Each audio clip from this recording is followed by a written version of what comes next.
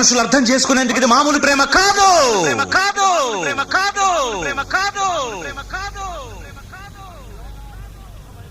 అగ్నిలాగా స్వచ్ఛమైనది.